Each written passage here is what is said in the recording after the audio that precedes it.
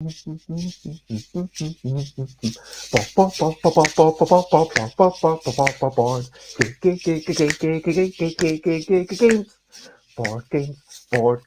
look who's talking with me. Board games is the person known as Rosie. Rosie is a cozy board games person, and they are here on a mission to tell you all about some games they know. Hopefully, it will be outside, nice outside and not snow. But that's irrelevant, but we might talk about that.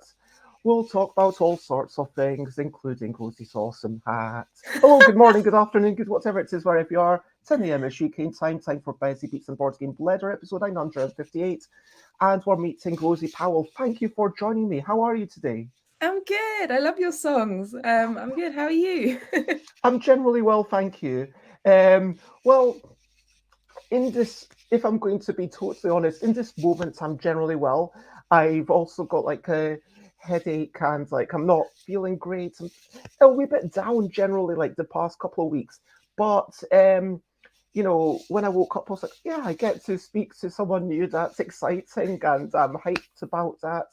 And I'm hoping to go and get to experience Now Play This. Um, Rosie, for those who haven't heard of you or don't know you, how would you describe yourself? As a content creator or as a person?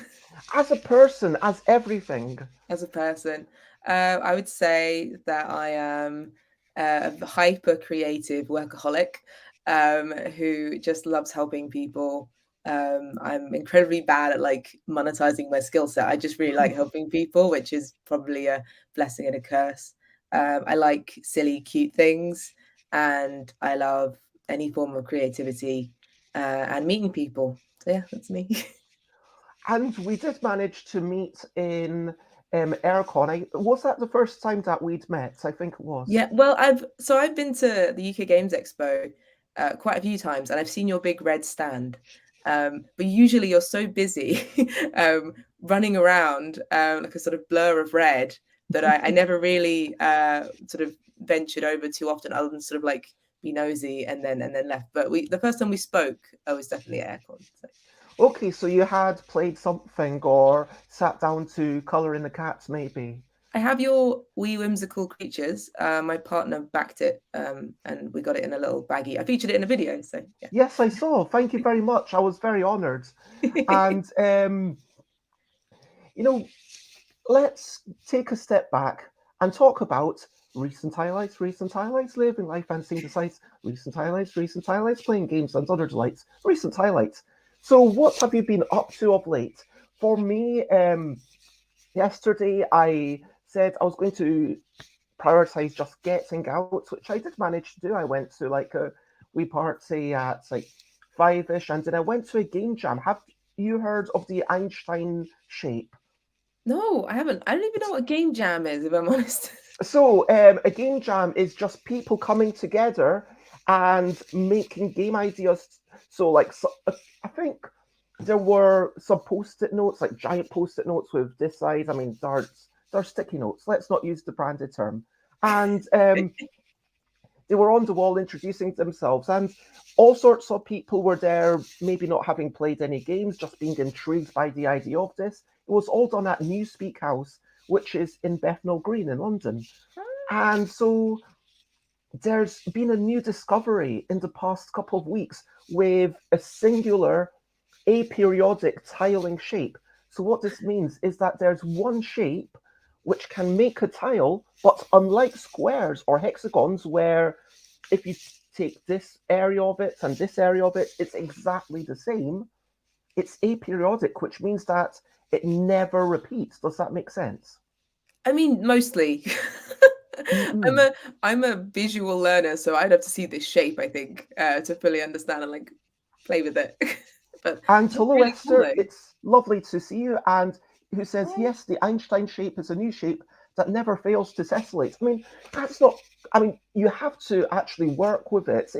Because we had so many that were laser cut out of wood.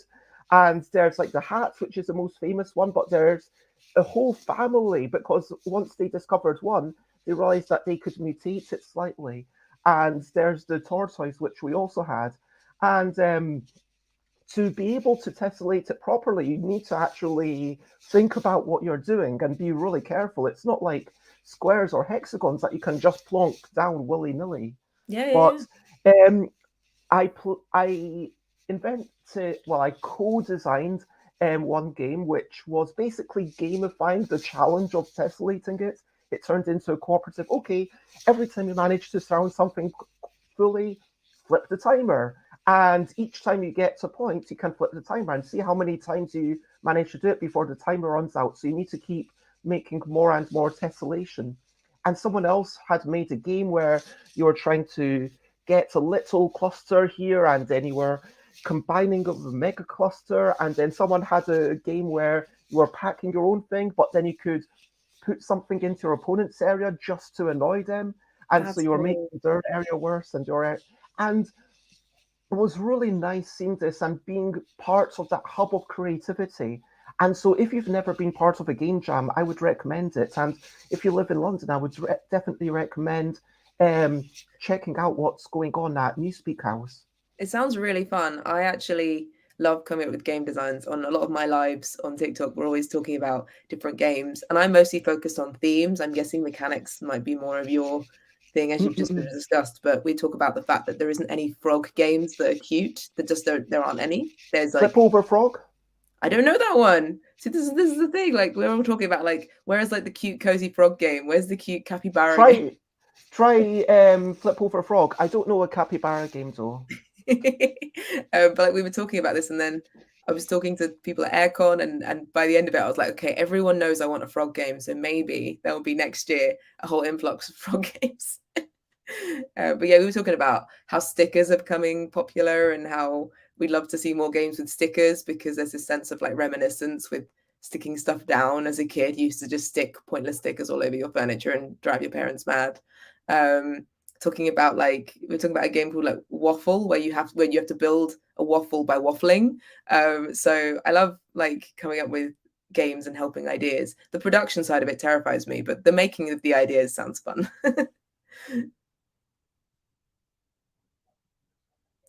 Oh, I can't hear you suddenly.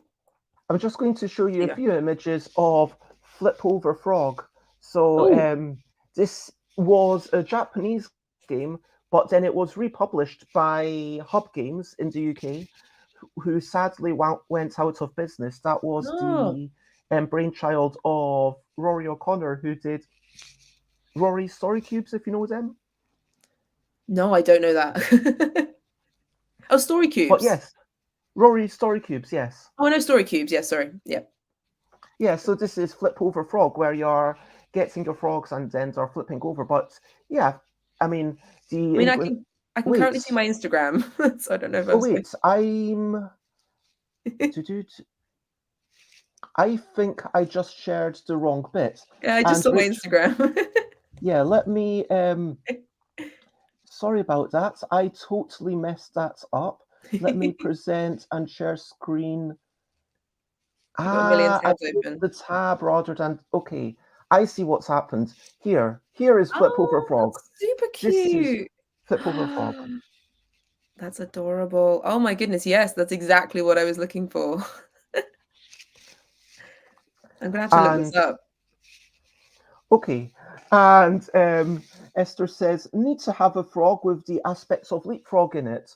I mean, if you have something that you have in your mind that you want to create, go and make it yourself. It's always a possibility, and that's the joy about game design. That I think game jams remind us all that it's something that anyone can do, and you don't need to be someone who's even ever done it before, and there's going to be people around you to give you guidance, and everyone can contribute to a game. So jump in and start something. Maybe even start your own game jam.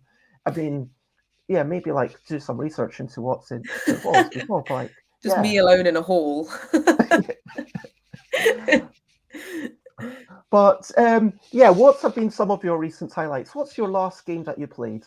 And Oh that my question's goodness. not just for Rosie, but for everyone else as well. The last game that I played. I've been playing Sabanake Forest. I don't know if you've heard of it. I don't know that one. It's by Thames and Cosmos or Devere, I think is their like their arm of like more serious games. It's not that serious, to be honest. And it's coming out soon, and they gave me a copy of it, and it's basically like you're making a trail, pathways for animals to sort of get their treats, but they can't share pathways. So it's kind of like making this maze where animals don't clash. And it's just super cute, like, and it's this little box, and it comes in a bag. I love it when a game comes in a bag. They're like, here's the box, but by the way, there's a bag.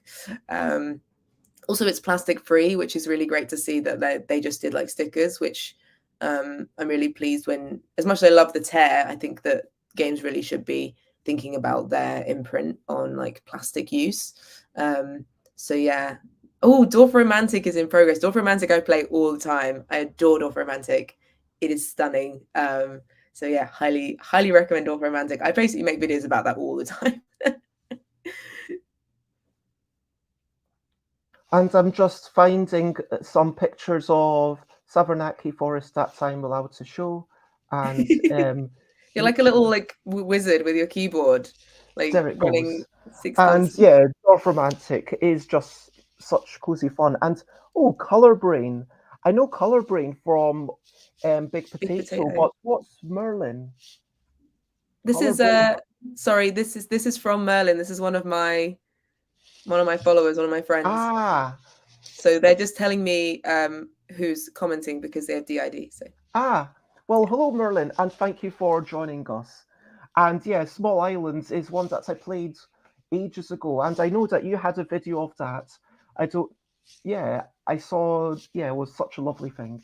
it's just like there's this huge renaissance in cozy gaming, which isn't there to like, I feel like there's this whole history of gaming to be about take that or messing with someone or deliberately being the ending up the winner, and that's the focus. Whereas for me, when I game, it isn't about winning, it's about like having a really nice time. And so there are a lot of these games that are like non-conflict, where you're just kind of either co-op or just existing with the other person and seeing how well you can do. That is like becoming more and more popular, and I just love seeing it because I'm not all about fighting and things like that. So I mean, what is a cozy game? Does it need to be something that's necessarily low on negative interaction? I mean, if you've got any aggressive or blocking tactics, does that make it inherently not cozy? I do think it's kind of like a state of mind, because end of the day, if someone is playing like Dungeons and Dragons and that's their happy place, then it can still be cozy for them. To be honest, like for me, it's kind of a generic term. The only games that I don't tend to focus on personally are ones with a lot of miniatures or mostly focused around attacking or fighting literally. But if it's like two animals fighting over a piece of cheese, it's not going to be like the same issue.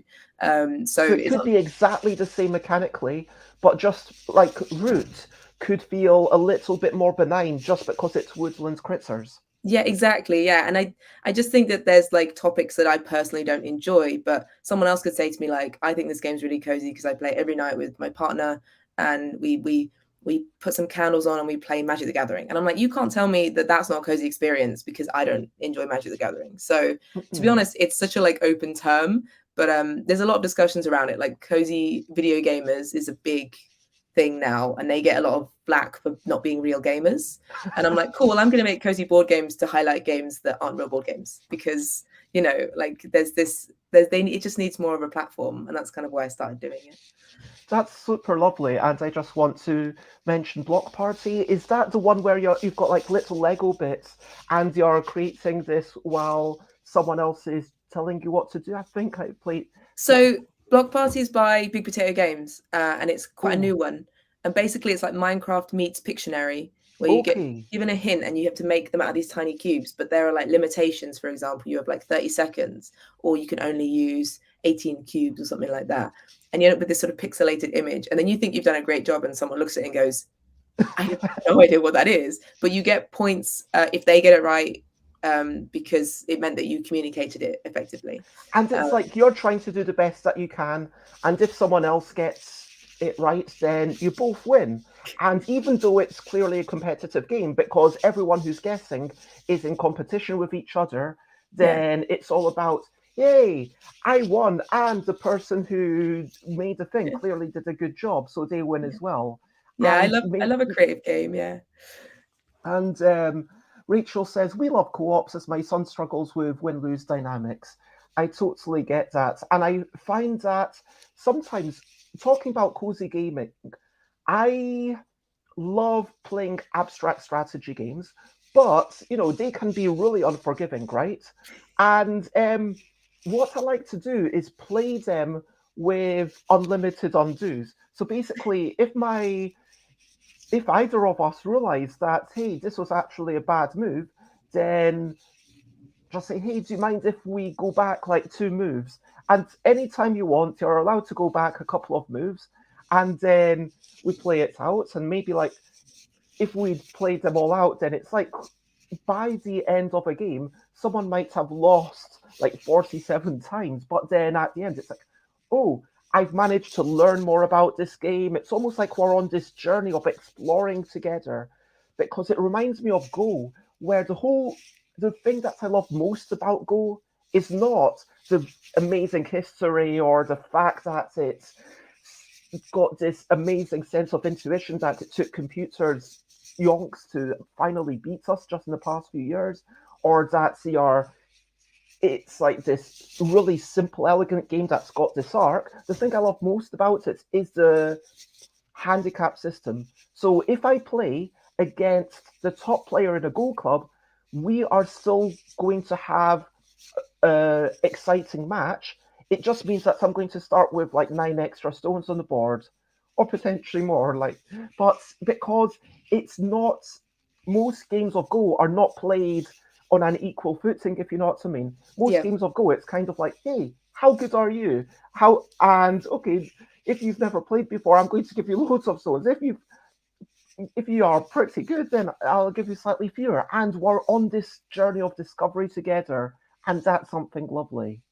Yeah, no, that's really lovely. I never really thought about the idea of allowing takesy backsies, purely because like my experience with I mean, takesy backsies is such a technical term, obviously, is that my friends with analysis paralysis, it's the worst thing for them because the game will never end because they will always overthink every move. So you end up in this situation where you're playing Flux for 17 hours because they're just like, Well, wait, Flux is not a great thing for that kind of. I mean, I wouldn't allow Flux. I would not allow takesy backsies either if you've witnessed information that should have yeah, been private or yeah, secret, or if you've had a random roll. And in the online version, well, in the app version, like if you go to Steam and get root, that actually allows you to take back everything up until the start of your turn, unless a die has been rolled. So as soon as the die has been oh, rolled, as soon as you attack, that's locked in because you can't just re-roll the dice. You're committing to that. That's yeah. meant to be this big moment of, okay, I am attacking you, damn it. And at that point, it's a case of, well, you can't just undo the luck and say, well, I rolled double zeros, which is clearly the worst thing for me right now. But yeah, otherwise, it's a case of, well, if there's something you didn't notice or whatever, why are we playing on? It's like if you play a splotter game where you can lose on turn one, I Yeah, think that's fine, but just kind of give people a bit of advice. Hey, by the way, that move that you're making, that might be really bad for you. yeah, And give them a bit of guidance. That's how I yeah, mean, yeah.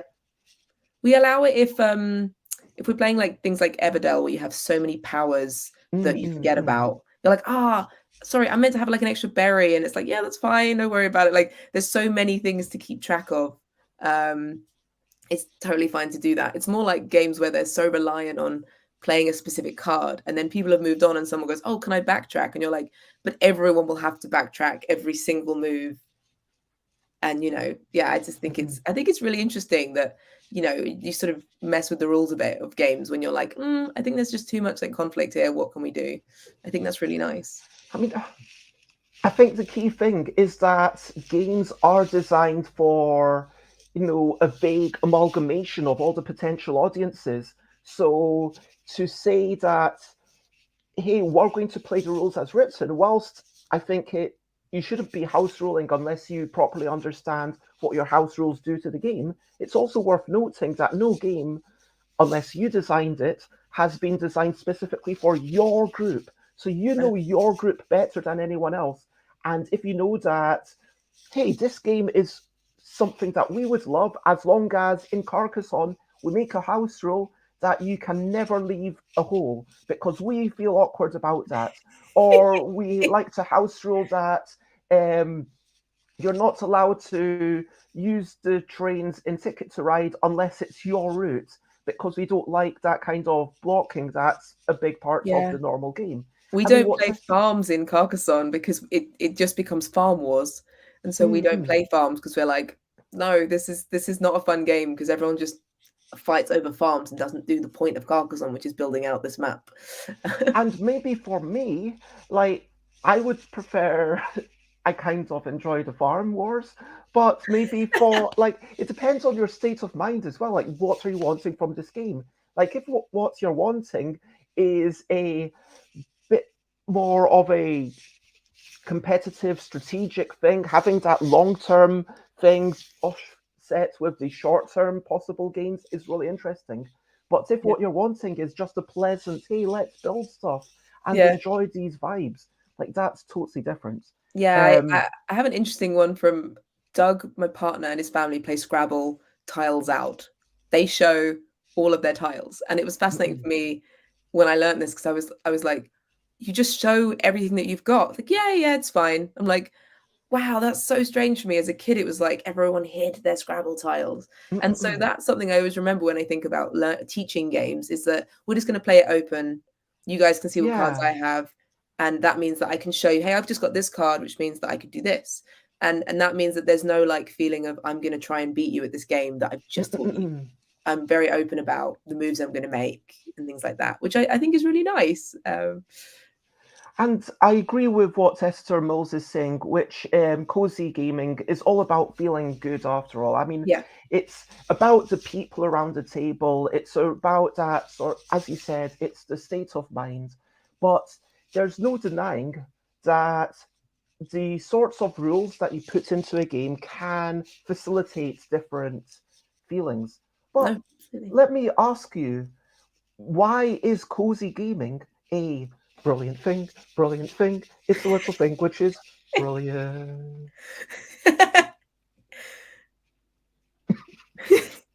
Why are you doing this for so long? I'm waiting for you to answer. Oh, right. Oh, why is it a brilliant thing? Because people need to relax. People need to relax, and sometimes they don't want to be stressed in their spare time. That's why. I mean, I'll be honest. Like for me, gaming is supposed to be a fun thing, and I don't enjoy stressful gaming situations. So any like Everdell for me, I will sit and just figure out this problem. And I love problem solving. And I'll sit there and I'll work it out. But people have told me I don't like Everdell because you don't really play with someone. You sort of just play by yourself with someone else. And I'm like, yes, I like those games where you sort of sit there and work out your problem. And they're also working out their problem. And you're doing it together. And at the end you see who did it best. And they're like, oh, but there's no like interaction. I'm like, yeah, that's fine. I'm okay with that. But if you're not, then maybe check out Roots or something with a little bit more like conflict with a cozy theme. I love that everyone gives me all these interesting questions. Someone asked me, what games can I play in a queue? And I was just like, what games can you play standing up in a queue? Oh my goodness. And I had to like work it out and figure it out. So almost like the game of figuring out what game someone wants to play is a game in itself, if that makes sense. Yeah, absolutely. And I loved like your video about indestructible games. It's like, yeah, of course, if you really try, I mean, you could break these games. And like that, I think Well, that was like little someone text said on. they did break OK Play, which is the one with like the little Yeah, squares. They yeah. said their kids destroyed it, and I was like, "How strong are your children that they destroyed solid plastic pieces?" I'm incredibly impressed that your children have access I mean, devices. I think that the tall bits would be That easier could to be break broken, yeah, than the little squares. yeah, Um, absolutely. and Esther says sometimes we don't want interaction, but we need human contact. That's when we need parallel play. Um, yeah, I mean, talking about things like Railroad Inc., where there is zero interaction, and there's something wonderful about true multiplayer solitaire games, where, I mean, I'm doing my thing. It's like when you go to the cinema together. You're not there to necessarily. If people in front of me at the cinema were chatting, I would be really annoyed. I would tell them to shh, please.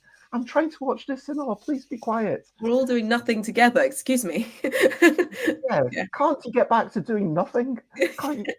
And but we're having this time showing our railroads, and occasionally it's like, oh, you did that? That's interesting. I did this. Yeah. And hey, my isn't as good as yours, but I can learn from yours next time. And it's that little bit of delight. And even that interaction of welcome to your perfect home might be a little bit more than you're wanting sometimes, or Gantron Clever, where you're stealing a die that can't be used by anyone else, or you're racing for something. Yeah. Sometimes it's about, hey, we go through exactly the same things. There's no competition, but given these dice rolls, I scored 32, you scored 26, someone else scored 50, someone else scored for, I don't know, Yeah. and wow, congratulations to that person who scored 50. Let's all applaud them, but let's all celebrate in getting some points, and let's all appreciate that we grew this thing, and there's a moments of satisfaction, right? Yeah, no, absolutely. Railroad Ink is my most played game. I absolutely adore it, and I think it's kind of like a puzzle Mm-mm, that you interested to see, like games like Number Nine, where everyone gets given the same piece of information, and mm-mm, then you see how everyone's brains work. I think that's really fascinating. The only times I've had issues with those is my mum doesn't enjoy feeling stupid. She feels mm-mm, stupid sometimes. We're playing a game where she's like, "You did better than me, and we had all the same information. So what does that mean about me?" And I've had to like work out games that she would enjoy. So co-op games definitely are better for her in those situations. But like for the most part, I just love seeing how other people like think and go through it. And I'm like, oh, you made like my partner's really good at designing things because he makes infographics for a living. oh, So he's wow. really good at like figuring out train systems. He loves those games. Whereas I'm like, I wasted so much time in this area. It's not very practical. And I just play it over and over. And I just really love it. Like any games that are kind of everyone gets the same piece of information. I find it really fascinating. That is super lovely. I wanted to ask if you were familiar with Bartol's taxonomy. What does that mean? So, so Bartol was looking at back in the time of text-based user dungeons, like these big, massively multiplayer online role-playing games, which were all text-based. They looked at why do people play? What are people getting out of these games? And they defined them into four categories, which I want to ask you what you think, but I believe that these apply to all forms of interactive stuff. So the first quadrant is, player versus player. I play because I want to beat the other players, I want to compete against them. The other one is player versus environments. I play because I want to beat the puzzles, I want to learn what's going on and maybe work together, but then we defeat the monster. The one thing is the explorer, which is, hey, I just want to push buttons and see what happens. And hey, I want, maybe that's like a chaotic player, but it's also just an experimenter who really pushes the limits rather than doing what they're told to do. And then you've got the socializer, who sure they will be playing the game. It's not like they'll not, but what they're really after is the chat and everything that's adjoining the game. Would you agree with those four quadrants? And would you say that, yeah, Yeah, I think that's a really interesting way to categorize people because when you started saying them in my head, I went, that's so and so, that's so and so. And I do find it, I'd love to see in the diagram, does it talk about who interacts well with who? Like, is there like a Venn diagram of the social people don't tend to do very well with the player versus player because the player versus player are so like, could you be in the game? And they're like, but how was Prague? And they're like, no. Whereas the ones who are like experimental or like B and C probably are fine with a social person, but maybe they don't want like someone talking the whole time because they're thinking. I think it's like really interesting. I'm like a mix of all of those, depending I on the think in game. reality, everyone is a bit of a mix, but you might kind of push towards one direction. But Yeah. then my other question would be, do you think that cozy gaming is like mainly in the socializing aspects, or would you say that it's also in the exploring aspects, or am I completely wrong? Is there? I mean, am I wrong in assuming that player versus player and player versus environment makes it less cozy? I'd say player versus environment is very commonly cozy because puzzle solving is such a big one for people who want to just sit down and solve a puzzle. Like if you can distract your brain from what's currently going on in your life to doing something else, that can make you feel relaxed and give you that breather. But to be honest, like I would say that yes, if you was to stereotype that you would think it would be the social one, but actually most cozy gamers from my experience are on the neurodivergent mindset, which means that they don't really enjoy high social interaction necessarily, or at least like party games don't tend to fall into cozy very often because it can be quite intense. And this situation, like I've spoken to a few of my friends who are like autistic and they're like, I absolutely hate bluffing games. I hate anything that I have to like converse or fight or argue or anything like that.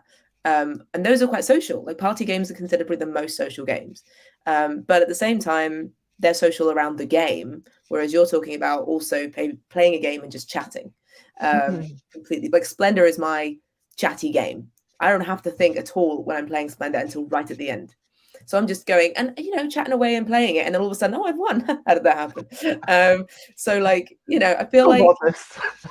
Oh, my bad. Which does drive people mad that I win games whilst I'm completely distracted. And they're like, how did you do that? I was like, because I trust my gut more than I trust my brain. So, but yeah, I think it's just really interesting because everyone's got their own way that their brain works and how they relax. I mean, So is it also about familiarity? Is it like that cozy Mm. gaming is more about replaying the same thing and being, hey, this is a familiar world, rather than the other side might be a dabbler where you're, hey, let's explore all the things. No, absolutely. I totally agree in that it can be about familiarity. I mean, I'll watch the same movie over and over and over because I know what's going to happen. And so I would play the same games over and over because I'm like, I know this game, I don't have to learn it. Oh, yay. And yeah, Esther, cozy Esther gaming says, about... cozy gaming is about finding the games and group of players that you find comfort in. I think that's such a good word, comfort. I mean, what gives you comfort? I mean, for me, I'm going to try and make this with rice crackers and aubergines. Are they always to hand? Currently they are. It's kind of knowing that are there gives me more comfort. Like, I'm just like, hey, I'll have one rice cracker. Nice. It's like that. And it's like this little familiarity of the crunch and oatcakes also, heated oatcakes. It's like not the most exciting taste, but yeah, it's the familiarity and everything. Yeah. No, I love that you've gone straight to food. Like it's just like, what brings me comfort? Food. So I feel the same. questionably quick questions is the next section. It's not an interrogation, it's just a questionably quick question section. So, if you've got any questions that you want to chuck in, please get your silly or whatever questions in right now. And my first question is favorite color to play? If teal is an option, then otherwise blue. Okay. And minis or meeples? Meeples. Books or podcasts? Bricks or podcasts? Books. Oh, books. Oh, podcasts. What's Bricks. about bricks? Bricks. You think bricks? Yeah, I mean, bricks are definitely more valuable than podcasts, as much as we might like. So, the other question is, what's your first memory that you're willing to share? Oh my goodness. Do you know what? I have this thing called aphantasia, which means that I have no visual. It's completely blank up there. I can't see Wow. anything. It's really annoying. I found out about it through TikTok and I was like, wait, people see images in their brains? I don't see anything. And I also have no voice when I read. So reading is really hard. So podcasts and audiobooks are great. Yeah, it's really random. So what that means is that my memories are, I don't have much of a memory of my childhood at all because I have no visuals. But I do remember my dad reading me The Hobbit. And I remember when he read out the bit with Gollum in the cave, I remember smelling the cave. Like that's how well it's written, is I remember like the smell. And either my dad smelt really bad and I'm just remembering that. But I do remember this like wet, clammy, like the way that the book made me feel. And that probably started my love of like immersive theatre and immersive storytelling and escape rooms, because I just really enjoy like escaping to another world. And when creators try really hard to enable that. So yeah, that probably. But I don't remember much other than I'm on a bunk bed. He's reading a book. That's it. No, that's a lovely memory. Thank you for sharing. And would you say you're much of a role player? Whether Yeah. that, okay. Oh yeah. I the thing is that I find there's two different kinds of player, like predominantly with like D&D or role playing. I just realized my my WhatsApp's on quit. Mum's like, hi. I'm like, no, mum, go away. So basically with D&D, when my experience with, again, RPGs is that there are people who are super creative and there are people who like to stick to the rules. And I've got this backpack and it's got this stuff in it, and I'm going to math the hell out of this. And whereas I'm like the chaotic one who's like, can I own a monkey? Can it live in my dress? And the person's like, it's not in the book. I don't know how to deal with this. So I've not had the opportunity to play many RPGs because my game friend structure is very much around the maths side of it. So I don't enjoy that. Whereas I'm more about like, can I just role play hard and just do whatever? So I like one shot ones for that. But yeah, I'll 100%. I'll make silly voices. I don't know if you've played any like Above and Below or any of those where they've got like a book. We'll make silly voice. It's almost like a guaranteed you have to do a silly voice, and then if you started it, you have to continue that stupid voice. Can I ask, like, I feel bad because I'm probably exposing the fact that like there's so many of your videos that I've not watched. But what's your thoughts on Above and Below? Because I really enjoyed it. I only played it once, but I did feel like the narrative of the book and the strategy on the board felt slightly, I mean, separate. It didn't feel like two cohesive things. It felt like it could be gelled a bit more, and I felt slightly sad about that.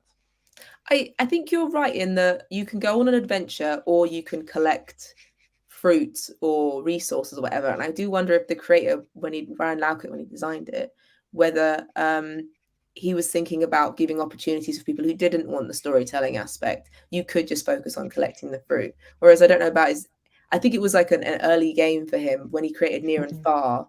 That's so much more story driven, because that one you follow your character all the way through this thing. So I do agree in that if you wanted to play the whole game, you're like, wait, which one do I focus on? Because there's a little bit of a juxtaposition between the two types. But if you were choosing based on what you preferred, I think two people who are very different could have a fun time.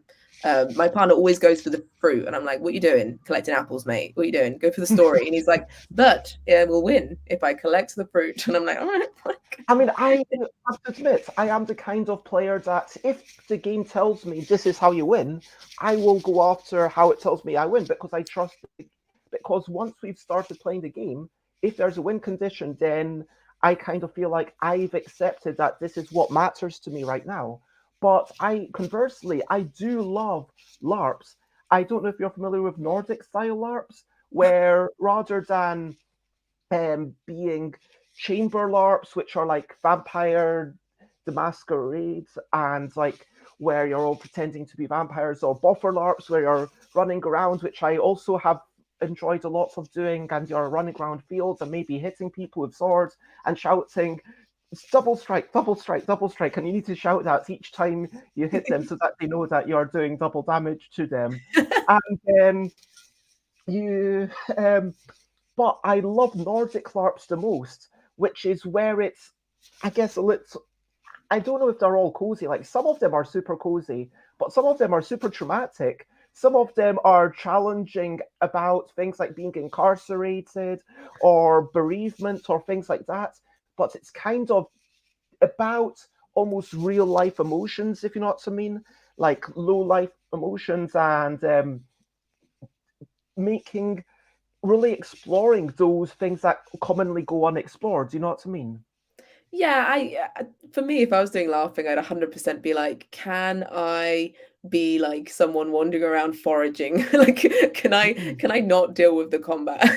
That would 100% be me. Like, I totally get that. I've not heard of Nordic though. I've seen some LARPing and I've seen some movies that feature LARPing in its own stereotypical way. I can't remember the movie, but there's a movie, Nerd something, I don't know, but it's got it in it. And I know people that do LARP and they've made costumes and they're incredible at it. But it seems like a very intensive weekend.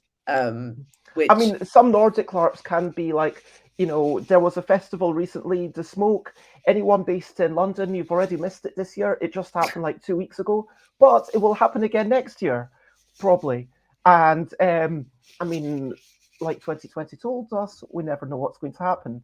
But it will probably happen again next year. And check it out, The Smoke, where you've got 4 different slots, so morning slots, afternoon slot, morning slots, afternoon slot for Saturday and Sunday. There's also a sort of party on Friday, which is more of a hey, get to know each other so you can get to know the humans rather than just the player characters. Oh, And then you've got like little meal times together, which is all a part of it. And you can pay for just one thing, but if you pay for like the whole weekend, or if you're that way inclined, you can also volunteer and help them out and then play 1 or 2 LARPs for free, which is really nice because if you are someone who isn't doesn't have so much money.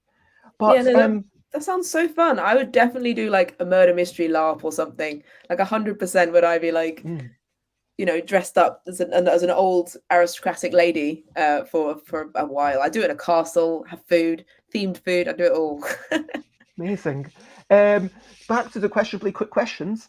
Esther asks, what's more tempting to eat, the eggs in Wingspan or the berries in the Everdell? What's more tempting to eat? This is really hard for me because I hate berries, but I can't eat chocolate. So, Ooh. but I do think probably based on the fact that as a Are you child, lactose intolerant? and gluten. So, Mm.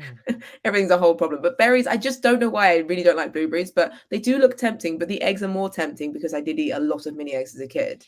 I think the eggs because it's like your childish wanting to eat them, whereas with berries, I could throw them across the room. I couldn't care. So I think they're very cute and squishy and remind me of like gummies. But the honey buzz squishy resources, they look very tasty. I would eat Okay. those. So you are going for option C, the honey Option bun. C. It's not really a quick and answer. It's like I will add another option. no, I mean that's why it says questionably quick questions. And then the last question that I'm going to ask, unless anyone else gets anything in the next 30 seconds, is going to be which would you rather be for one day, a pigeon or a shark? Pigeon. 100% pigeon. I love pigeons. Pigeons are great. I don't understand why they're considered vermin. We moved here later. They were here first. Really, we should be running around trying to be eating bread while they live in London. I love Wow, pigeons. that's a strong advocate for pigeonhood. So I have I like hope. I have pigeon characters in my art stuff. They're called podgins, and they like have bean cans on their head and crisp packets that they're stuck in. But yeah. And so, like, back to the main topic, I encourage everyone to comment, ask questions from like follow. But I'm going to ask you. So, exploring who you are a bit more. What would you say got you excited with board games specifically? Okay. Well, it's called like your gateway game, isn't it? Like, what's the one that got you? Sometimes, but So normally it's never like just one game, is it? So, it what's was. your? It It really was. was. It was.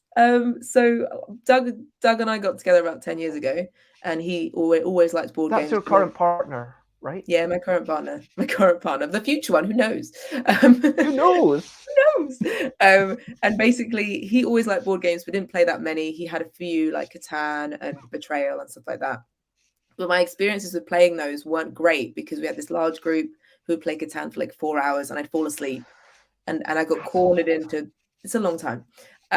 Whereas but I knew he loved board games, so I bought him board games for Christmas and stuff like that, and for his birthday. But then one Christmas he gave me Takanoko, which is the panda game where you're kind of growing bamboo and eating it and whatever. And I didn't know games could be like that. I didn't know they were games that weren't like farming or fighting. I just didn't really know. I knew Betrayal was great, but it was this whole thing, and this was like a 30-minute game, and I was like, this is great. So because I have hyperfixation, within that day of getting it and playing it, I had signed us up for a couples board gaming club. I had ordered about 3 games, and within about 3 months, we had 100 board games. So it really was that one game. And Doug was like, "This is great because my hobby is now your hobby, and you're a hyperfixation person, so you just like went all in." So are you now more into board games than Doug? No, we have our own different ways, things that we like. He's very much like a video gamer as well, so he plays online with his brother every Tuesday and stuff like that. And his one of his favorite games is Unmatched, which is like very much a fighting game, which I really doubt I'll ever make a video about. But like, I don't know, I'd say that we have our waves of like, you know, I was really into art. I've been into art my whole life, but I have like moments when I'm very much into it. So it comes in waves, and he has to almost like catch those waves, but he's always the same. Like he's constant. Like I like games, whereas I'm like game. So it's not an easy question to answer, but he just has to figure out what my creative state is. And it sounds like Doug is kind of the rock in your life. No, he's like consistent, and I'm a mess. So. And just to confirm, is Doug the person that we see occasionally in the videos?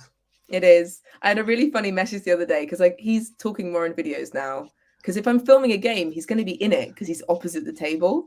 And so he's like, toot, toot, in a video for Switch and Signal. And a comment from my friend who also makes content said, yours speaks.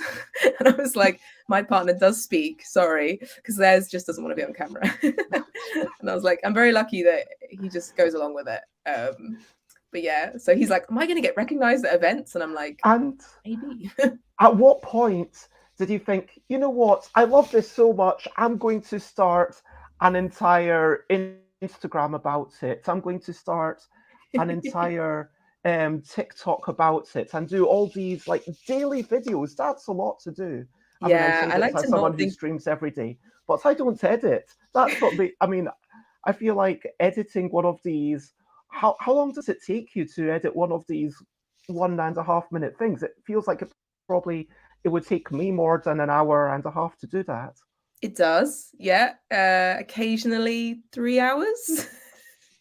And then there's a lot to do every single day. Yeah, I don't really know how I do it. I if I think too hard about it, I might freak out. So I tend to just be like, it happens somehow. I get it done. It exists. I move on. There are clever tricks that I have for like making content. For example, some of them are the same content rejigged. For example, if I do a video about a game that's 1.5 minutes long, that may get cut down into 15 seconds and become a listicle. So there are ways that I kind of figure out reusing bits and pieces. But yeah, why did I start this? So December last year, I said I would like in 2023 to play more games. And I figured the only way I'd actually play more games is if I had something external forcing me to. So doing things for other people makes me want to do things, and I'm more reliable if it's for someone else than it is for myself. So I thought if I make content and put it out there and people expect to see content from me, then I'm more likely to play more games. It was kind of this convoluted way of thinking about it. And I did not expect it to go as well as it's gone. And my goal for the new year was 500 followers. And that was in like 2-3 weeks time. I was like, who knows? That'd be nice. That was like a big goal. And now you are 29.4 thousand followers. Yeah, and within by Christmas I was on 2,000, and by New Year's I was on 10,000. So it was definitely a jump, and I didn't really know how to like compute that. So I sort of just carried on and just sort of went, "This is cool. What do I do?" And I've just learnt backwards what reviewers experience, and you're from a game design, so you're the one reaching out to people going, can I send you my game?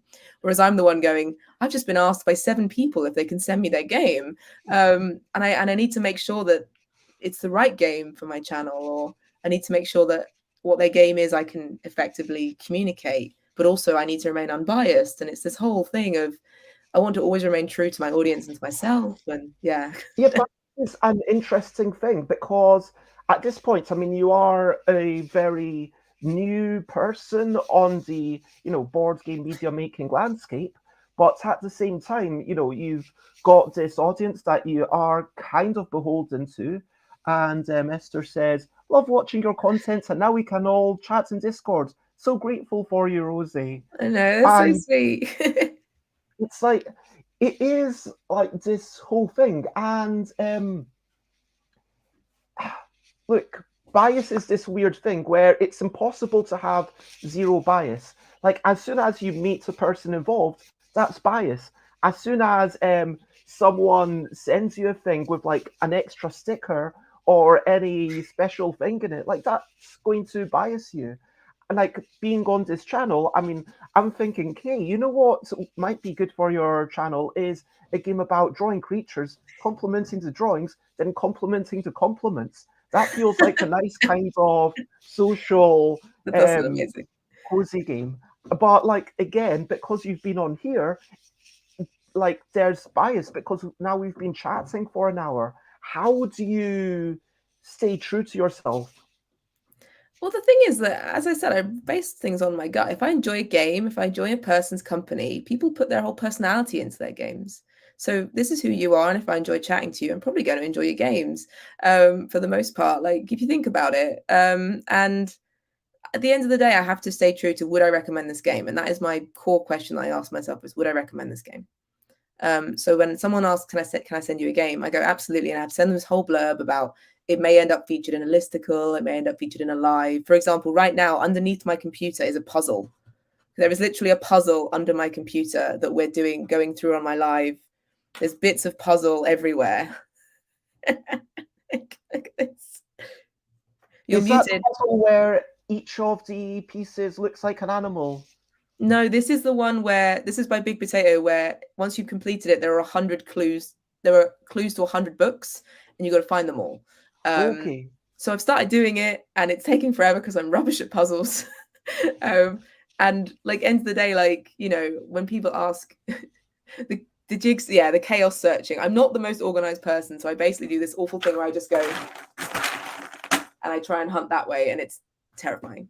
For people who play puzzles, I think I hurt them because they're like, this is not how you do it. But anyway, like, so my favorite puzzle is just because of that one thing in it. Yeah, that's this is the Sword and the Stone, and they really like cute. Merlin. But yeah, so I just had a conversation with someone yesterday who wants to send me their game, but they mentioned the word skirmish, army, fighting, and it was a very complex sounding explainer. And I said, I only get a minute to talk about your game.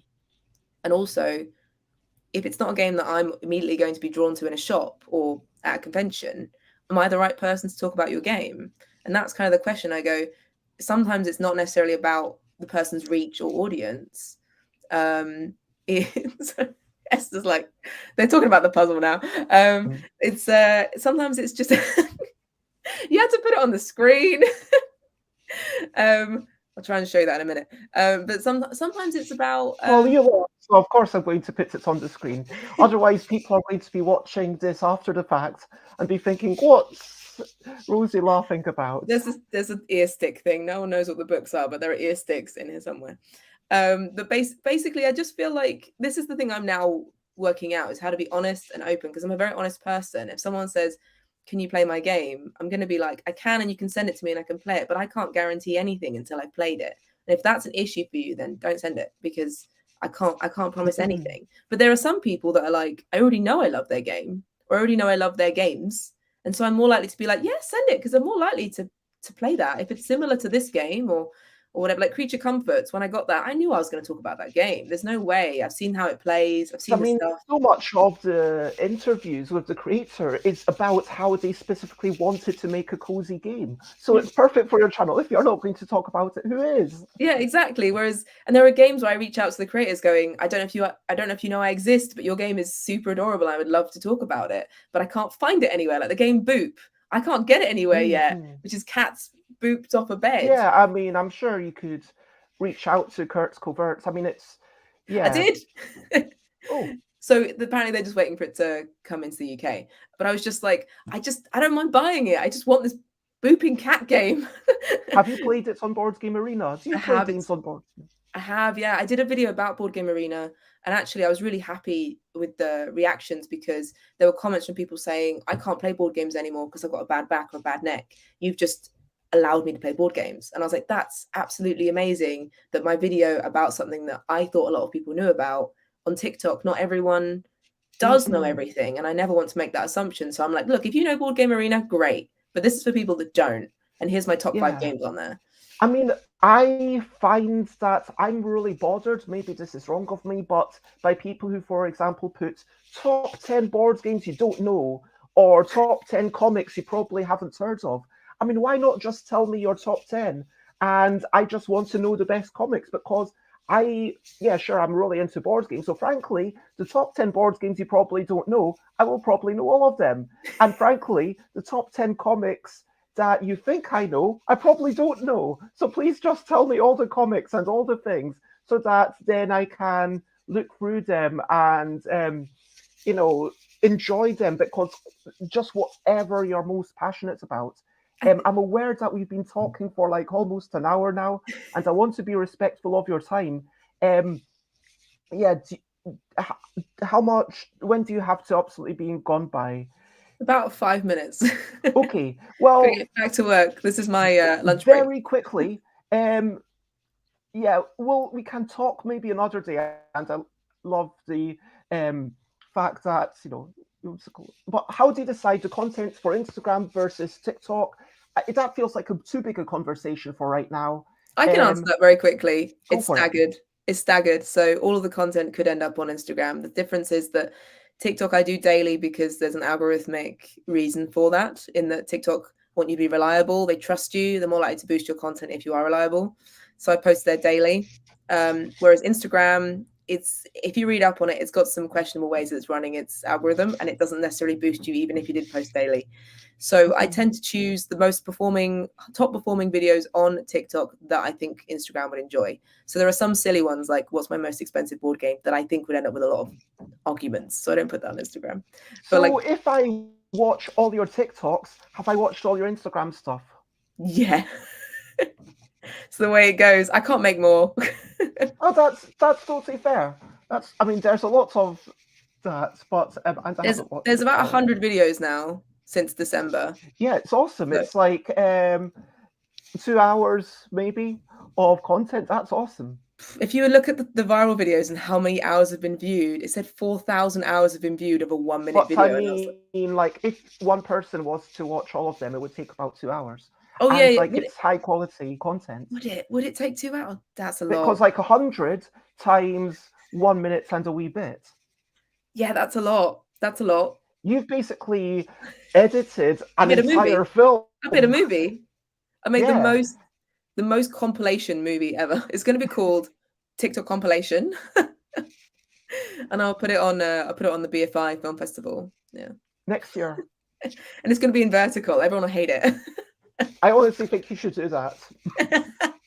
Maybe I'll do it like 1, 2, 3, and everyone has to watch all 3 at the same time, just with captions. And like, but like there could be an just like a ADHD movie thing. Let's move on very quickly to the question of the day. Question of the day. Here's a little question before we go on our way. Question of the day: what one game would you most recommend to everyone else? If I said, hey, I'm not that into board games, I like a bunch of things, but what would you recommend to me? And this goes for everyone. If I was to recommend a game to everyone, and I have to think, because the thing is, if you have to think about like everyone, you start having to think about the person who's never played a game.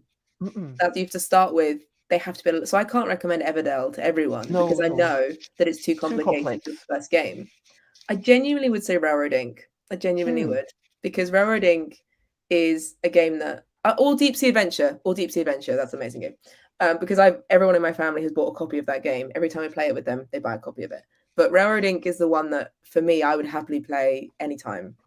Cluedo, yeah. I mean, everyone's already played it, haven't they? Cluedo is a quality game. I'm not such a fan of the die rolling, but I love that. Like, there's so much involvement in, what do I ask? What have people told me? Esther says Railroad Inc. because you can play it solo too. That's a really good shout. I get asked the most about solo games. I thought it would be 2-player, but I get asked more about solo games than anything. And it took me ages to make my solo games video because I had to test all of them. So 10 games in a minute. It took me ages to do that video. Oh, I'm sure. I mean, I'd recommend one of my own. At this point, probably Questable, but I'm super biased. You're gonna have to show me them at UK Games Expo, because I've got one of yours, and Doug and I play it on the train, and it's really funny. We were stuck with a train. There was something on the track, so we were like, "What we're gonna play?" And we had all these games with me because I filmed that silly video where I was out in London recommending games. So I was like, "Well, let's play We Whimsical Creatures," and so we just played it against. Well, the full title is actually a game about wee whimsical creatures and trying to identify them after some makes noises. Well, at least you know that. I don't know that right now. That's totally fair. I forgive you. Or WWC, just for those in the know. But yeah, we or played that. Agao if you want to read out the full acronym. But yeah, we played that on the train, and we were having a great time because people around us are like, "What are they doing?" like Meep! And they're like, "Oh, clearly it's that one there." And I'm like, "No, it's obviously this one. What are you talking about?" But it was really fun. And Doug always says he's kicking himself because that is the one game that if he could have designed a game, it would have been that one. Oh wow! And he's like, this game already exists. Like, it's perfect. It's so easy and simple to create, in the sense of like, it's just a deck of cards. It's instantly easy to teach in seconds. Gah. I mean, so many of my games are cards games because of production costs and stuff. At this point, over to you. What are you up to? You can share, but only if you want to. Is there something that you want to do, something that you need to do? Please share. I promise that I care. What I'm planning to do is, if I feel up to it, I'm going to wash my hair, and then I'm going to go to Now Play This, which is a festival in Somerset House. If you're based in London, I really recommend going. And I'm biased, but I especially recommend you going on Sunday afternoon, where I will be part of a trio of games that are kind of performative, borderline interactive theatre. My game is about literally throwing ball of wool around and making a literal web of connections. That's so cool. I didn't know there was like a gaming festival or like a playing festival in Somerset House. It's Easter, so I'm a parent. Yes. Oh, you're not in London right now. I am right now, but on Saturday I'm going to Phantom Peak. Well, it started last Saturday, and so it's on until 6 p.m. tonight and 6 p.m. tomorrow. No, 8 p.m. on Friday. If you can make it. I'll definitely look it up. I'm trying to figure that out. But yeah, it's Easter weekend, so parents get priority. Of course. Family is important. But what are you up to generally, other than going to your parents? What's everyone else up to?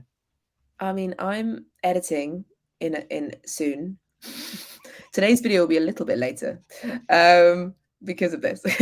But like, what am I up to? Well, tomorrow I'm going to play a load of games.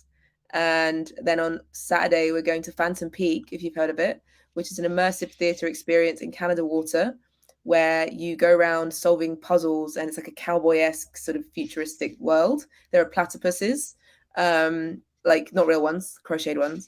And it's just a really fun, like puzzly, like you keep solving different puzzles and things, and it's very immersive and good fun. And they do it seasonally, so there's like season 1, season 2, season 3, so it changes. So that's what I'm doing, and then seeing my parents to play probably some board games, unsurprisingly. That sounds amazing. And I want to say, let's recap and wrap up before we finish up. We talked about so much today. We talked about being a hyper-creative workaholic, about Flip Over Frog, about the forest. What's the... Sabanaki Forest.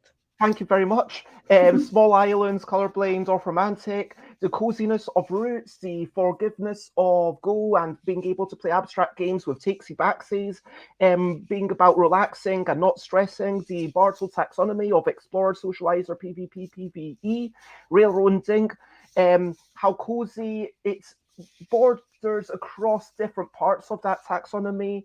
We talked about aphantasia. Is that the correct word? Aphantasia.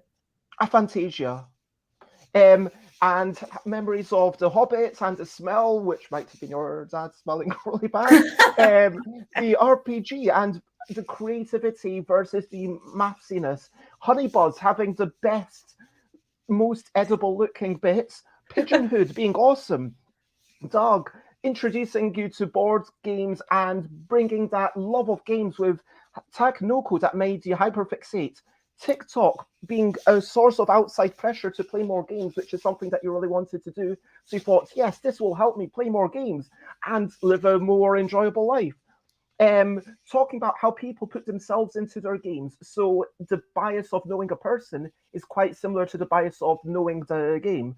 Choosing games in general, making it algorithmic because TikTok you want your daily content and Instagram you just have like a subset of what's going on. Railroad Inc. and Deep Sea being adventure, pardon me, being the best things to show off. And Phantom Peak being something that you're going to go with crocheted platypuses. And that's just some of the stuff that we talked about today. It was a lovely conversation. If anyone's enjoyed this, feel free to share, spread the word. And thank you so much, everyone, for being here and for the chat along the way. And thank you Yes. so much, Rosie. It was a lovely to have you. Thank you, all of my people, for joining. I can see your names. I'm very, very grateful for you all last minute joining when I shared it moments before going live. You're all absolute legends. And if you want to check me out, I am Stuff by Bez in all of the places. And stuffbybez.com/streams will tell you what I'm up to, both with the stream and also in general, like convention style appearances. And of course, you've got a link tree. Is that the best place for people to kind of find out what's going on with you? I'll be honest, my link tree is naff. It barely ever works, but yeah, pretty much. Why do you say it rarely works? Because sometimes the links just don't work. It's super annoying. But yeah, that's mostly the TikTok and the Instagram work, so that's fine. Yeah, so yeah, do My check name that is out. super searchable, and that's helpful. So And thank you very much, Esther. I accept your applause. Lots of love to you all. And for now, I think the only thing left for me to say at this point is, of course, bye, bye, bye, bye. This is a goodbye song. Blue, blue, blue, bye, bye, bye, bye. Thank you for watching along. Bye, bye, bye, bye. This is the end of the show. Bye, bye, bye, bye. And now it's time to go. Bye, bye, bye, bye. This is a goodbye song. Bye, bye, bye, bye. Thank you for watching along. Bye, bye, bye, bye. This is the end of the show. Bye, bye, bye, bye. And now it's time to go. Bye, bye, everyone.